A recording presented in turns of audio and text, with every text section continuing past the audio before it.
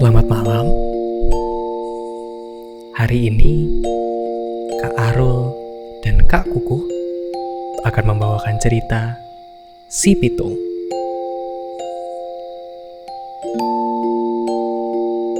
Selamat mendengarkan. Pada suatu hari, hati si Pitung geram sekali. Sore ini ia kembali melihat kesewenang-wenangan para centeng Babah Liem. Babah Liem atau Liem Cheng adalah tuan tanah di daerah tempat tinggal si Pitung. Babah Liem menjadi tuan tanah dengan memberikan sejumlah uang pada pemerintah Belanda. Selain itu, ia juga membayar pajak yang tinggi pada pemerintah Belanda.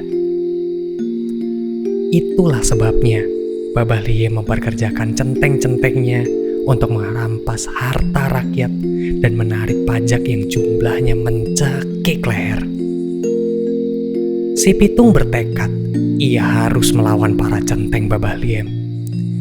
Untuk itu, ia berguru pada Haji Naipin, seorang ulama terhormat dan terkenal berilmu tinggi. Haji Naipin berkenan untuk mendidik si Pitung karena beliau tahu wataknya. Ya, si Pitung memang terkenal rajin dan taat beragama. Tutur katanya juga sopan dan ia selalu patuh pada kedua orang tuanya, Pak Piun dan Bu Pina. Beberapa bulan pun berlalu. Si Pitung telah menguasai segala ilmu yang diajarkan oleh Haji Naipin. Haji Naipin berpesan, "Pitung, aku yakin kau bukan orang yang sombong. Gunakan ilmumu untuk membela orang-orang yang tertindas. Jangan sekali-kali kau menggunakannya untuk menindas orang lain." Lalu, si Pitung mencium tangannya. Lalu pamit.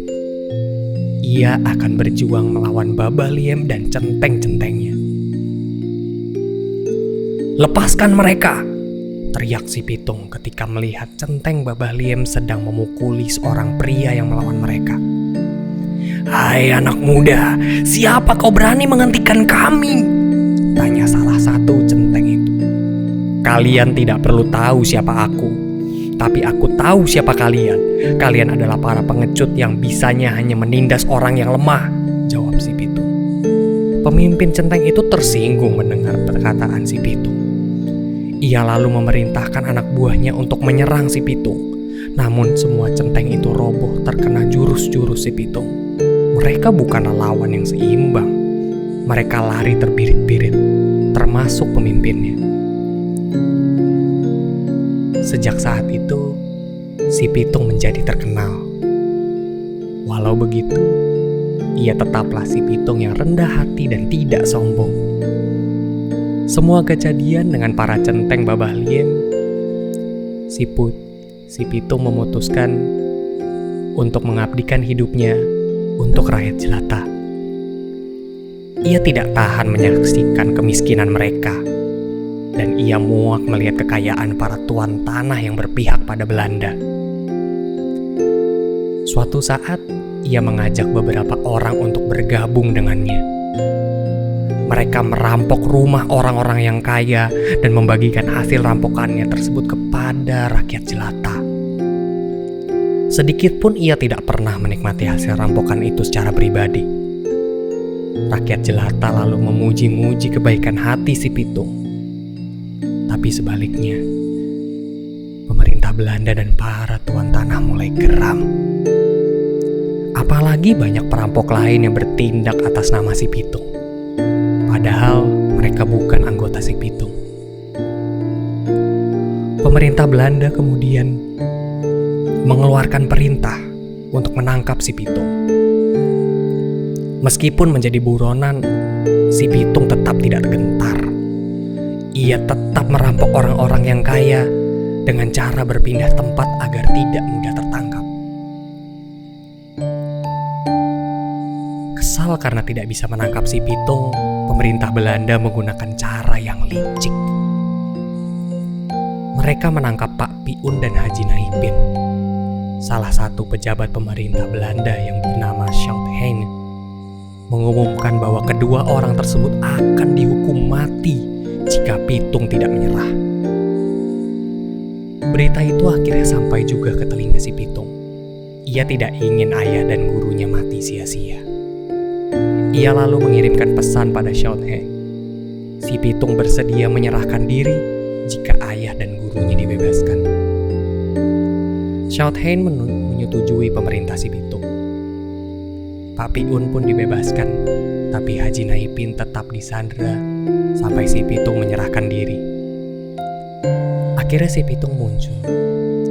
"Lepaskan Haji Naipin dan kau bebas menangkapku," kata si Pitung. Schouthien menuruti pemerintahan itu. Haji Naipin pun dilepaskan. "Pitung, kau telah meresahkan banyak orang dengan kelakuanmu. Untuk itu kau harus dihukum mati," kata Schouthien. "Kau tidak keliru. Bukankah kau dan para tuan tanah itu yang meresahkan orang banyak? Aku tidak takut dengan ancamanmu," jawab si Pitung. "Sudah mau mati masih sombong juga. Pasukan, tembak dia!" perintah Schouthien pada pasukannya. Pak Piun dan Haji Naipin pun berteriak memprotes keputusan Schouthien. "Bukankah anakku sudah menyerahkan diri? Mengapa harus dihukum mati?" ratap Pak Piun. Namun Schouthien tidak peduli. Baginya si Pitung telah mengancam kejabatannya. Suara rentetan peluru pun memecahkan kesunyian. Tubuh si Pitung roboh bersimbah darah terkena peluru para prajurit Belanda. Pak Piun dan Haji Naipin sangat berduka. Mereka membawa pulang jenazah si Pitung, kemudian menguburkannya. Berkat jasa-jasanya, banyak sekali orang yang mengiringi pemakamannya dan mendoakannya. Dan meskipun ia telah tiada, si Pitung tetap dikenang sebagai pahlawan bagi rakyat jelata.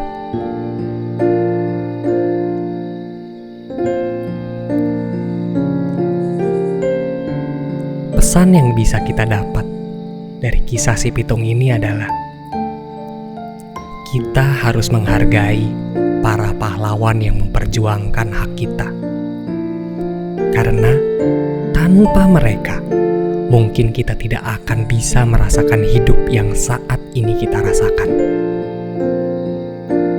Agar kita dapat menjadi pribadi yang lebih baik suatu hari.